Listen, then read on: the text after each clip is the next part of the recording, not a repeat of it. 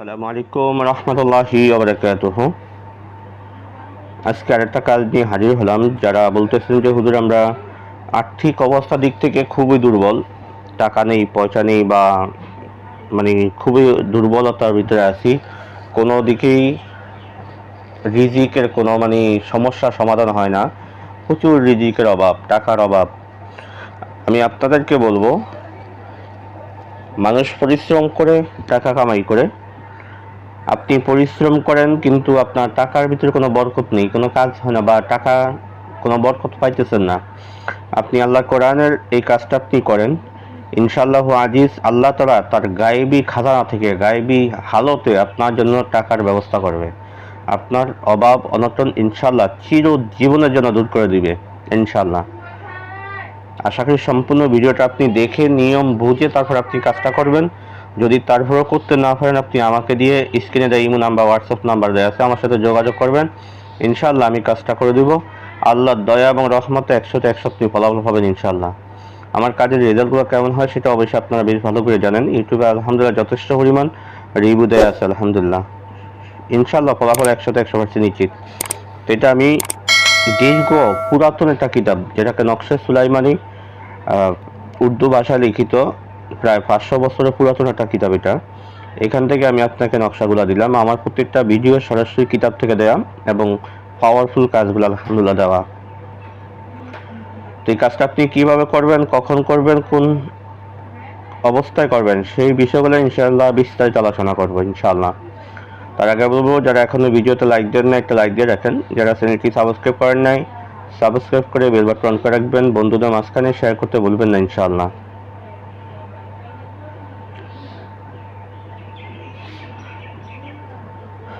এই কাজটা কখন করবেন এবার আসেন। এই কাজটা আপনাকে করতে হবে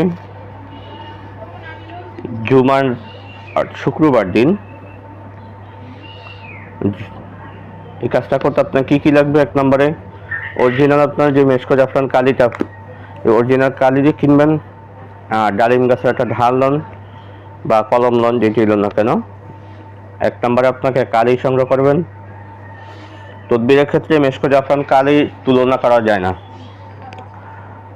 যত পাওয়ারফুল কাজ আছে সম্পূর্ণ কাজগুলো আপনার করতে গেলে মেশকো জাফরান কালি লাগবে, কারণ কালিটা যদি আপনি অরিজিনাল লইতে পারেন আপনার কাজটা তত শক্তিশালী হবে। তো মেশকো জাফরান কালি সংগ্রহ করেন। 2 নম্বরে আপনাকে চান্দি রূপা দিয়ে একটা পাত বানিয়ে নেন, একটা এই ছোট্ট একটা পাতের মতন বানিয়ে নেন। চান্দি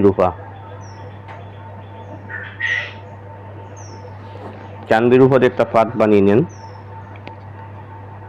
আর আপনাকে হরিণের ঝিল্লি সংগ্রহ করতে হবে।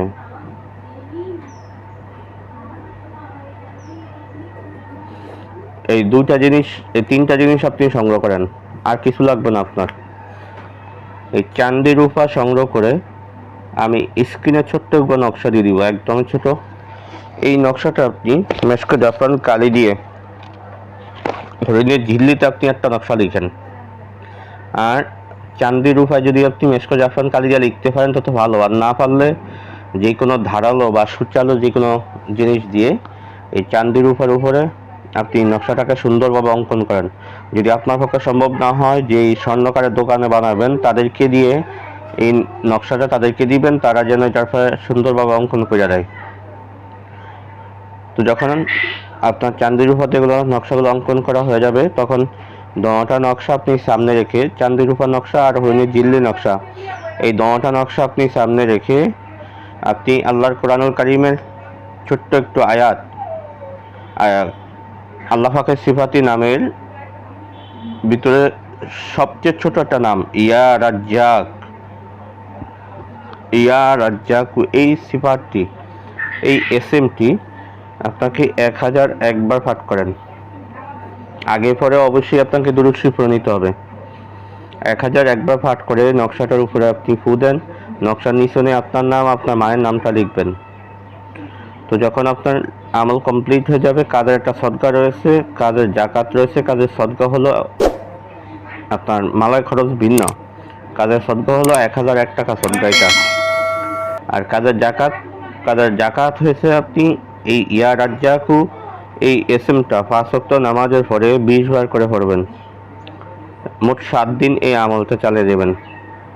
তাহলে 7 দিন পর্যন্ত যখন আপনি 5 ওয়াক্ত নামাজের পরে 20 বার করে পড়বেন, আপনার 7 দিনে আপনার কাজের যাকাতটা আদায় হয়ে যাবে। হয়ে গেলে আপনি চাঁদি রূপা দিয়ে পাত বানিয়ে হরিণের ঝিল্লি কিনে এই কাজটা করবেন 1001 বার ইয়া রাজ্জাকু পাঠ করে। এবার আপনার চাঁদি রূপা যেই নকশাটা লিখলেন, সেই নকশাটা আপনি ছেলে হলে ডান হাতে, মেয়ে হলে বাম হাতে আপনি ব্যবহার করেন তাবিজ বানিয়ে। আর হরিণের ঝিল্লিতে যে নকশাটা আপনি লিখলেন, এই নকশাটা আপনার বাড়িতে আপনি ল্যামিনেটিং করে আপনার ঘরে আপনি ঝুলে রাখেন বা আপনার রুমে আপনি ঝুলে রাখেন। যদি ঘরে বা রুমে ঝুলে রাখতে না পারেন, সেক্ষেত্রে আপনার টাকার ব্যাগে আপনি রেখে দেন। আল্লাহর দেয়া রহমত এবং দয়া নিয়ে বলছি, আল্লাহর রহমতে আপনার রিজিকের কোনো অভাব থাকবে না ইনশাআল্লাহ। কোথায় থেকে টাকা আসবে, কোথায় থেকে আল্লাহ দেয়া রিজিক আসবে, আপনি নিজে কল্পনা করতে পারবেন না।